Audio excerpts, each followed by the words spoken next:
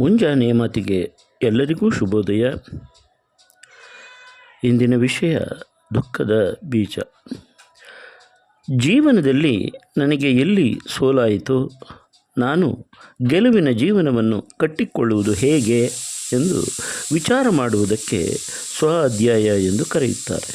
ಇದು ಆತ್ಮಾವಲೋಕನ. ನನ್ನ ತಪ್ಪುಗಳನ್ನು ತಿದ್ದಿಕೊಂಡು ನಾನು ಸಮಾಜದಲ್ಲಿ ಗೆಲ್ಲಬೇಕು ಎಂದು ಆಲೋಚಿಸಬೇಕು. ಹೊಸ ಜೀವನವನ್ನು, ಆದರ್ಶದ ಜೀವನವನ್ನು ಕಟ್ಟಬೇಕಲ್ಲ, ಹೇಗೆ ಎಂದು ಆಲೋಚಿಸಬೇಕು.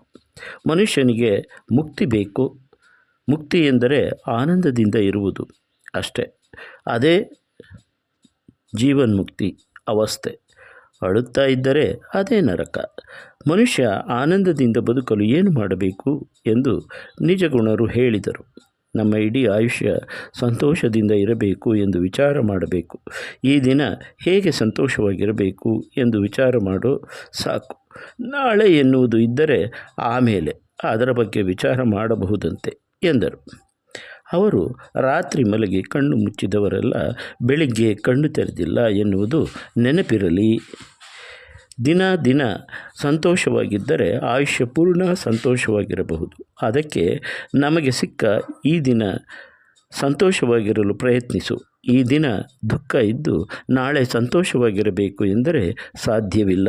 ಮನುಷ್ಯನ ದುಃಖದ ಬೀಜ ಎಲ್ಲಿದೆ ಎಂದರೆ ಮನುಷ್ಯನ ಹಿಂದಿನದ್ದು ವಿಚಾರ ಮಾಡುತ್ತಾನೆ ಅಥವಾ ಮುಂದಿನದರ ಬಗ್ಗೆ ವಿಚಾರ ಮಾಡುತ್ತಾನೆ. ಹಿಂದಿನದರ ಬಗ್ಗೆ ಶೋಕ ಮತ್ತು ನಾಳೆಯ ಬಗ್ಗೆ ಭಯ. ಇದೇ ದುಃಖಕ್ಕೆ ಮೂಲ. ನೆನ್ನೆಯೂ ಇಲ್ಲ, ನಾಳೆಯೂ ಇಲ್ಲ, ಇಂದು ಮಾತ್ರ ಸಂತೋಷವಾಗಿರಬೇಕು ಅಷ್ಟೇ. ನೆನ್ನೆ ಸತ್ತಿದೆ, ನಾಳೆ ಇನ್ನು ಹುಟ್ಟಿಲ್ಲ. ಇಂದು ನಮ್ಮ ಕೈಯಲ್ಲಿ ಏನಿದೆ ಅದನ್ನು ಸಂತೋಷವಾಗಿ ಅನುಭವಿಸುವವರು ನಿಜವಾದ ಸಂತರು. ಇವತ್ತು ಸಂತೋಷವಾಗಿ ಬದುಕಲು ಏನು ಮಾಡಬೇಕು? ಬೆಳಿಗ್ಗೆ ಏಳುವಾಗ ಒಳ್ಳೆಯ ವಿಚಾರದೊಂದಿಗೆ ಏಳಬೇಕು. ನನಗೆ ಇನ್ನೊಂದು ದಿನ ಕೊಟ್ಟಿದೆಯಲ್ಲ ಎಂದು ದೇವರನ್ನು ನೆನೆಯಬೇಕು. ಮಂದಿ ಮಾತು ನಂಬಬಾರದು. ನಿನ್ನೊಳಗಿರುವ ಶಕ್ತಿಯನ್ನು ನೀನು ನಂಬಬೇಕು. ಬೆಳಿಗ್ಗೆ ಎದ್ದಾಗ ಯಾರ ತಟ್ಟೆಯಲ್ಲಿ ಅನ್ನ ಇಲ್ಲ, ಅವರು ಭಿಕ್ಷುಕರಲ್ಲ. ಬೆಳಿಗ್ಗೆ ಎದ್ದಾಗ ಯಾರ ತಲೆಯಲ್ಲಿ ಒಳ್ಳೆಯ ವಿಚಾರಗಳಿಲ್ಲ, ಅವರು ನಿಜವಾದ ಭಿಕ್ಷುಕರು. ಕಾಲಿನಲ್ಲಿ ಬ್ರ್ಯಾಂಡೆಡ್ ಚಪ್ಪಲಿ ಹಾಕಿಕೊಂಡವರು ದೊಡ್ಡವರಲ್ಲ, ತಲೆಯಲ್ಲಿ ಬ್ರ್ಯಾಂಡೆಡ್ ವಿಚಾರ ಇದ್ದವರು ದೊಡ್ಡವರಾಗುತ್ತಾರೆ. ಕಾಡಿನಲ್ಲಿ ಒಂದು ಚಿಕ್ಕ ಬಳ್ಳಿಯಲ್ಲಿ ಹೂ ಬಿಟ್ಟಿರುತ್ತೆ. ಪಕ್ಕದಲ್ಲಿ 40 ಅಡಿ ಎತ್ತರದ ಮರವೂ ಇದೆ. ನಿಸರ್ಗ ಚಿಕ್ಕ ಬಳ್ಳಿಗೂ ಸಾಕಷ್ಟು ಗಾಳಿ ಬೆಳಕು ನೀಡಿದೆ, ಮರಕ್ಕೂ ಸಾಕಷ್ಟು ಗಾಳಿ ಬೆಳಕು ನೀಡಿದೆ. ವ್ಯತ್ಯಾಸ ಮಾಡಿಲ್ಲ.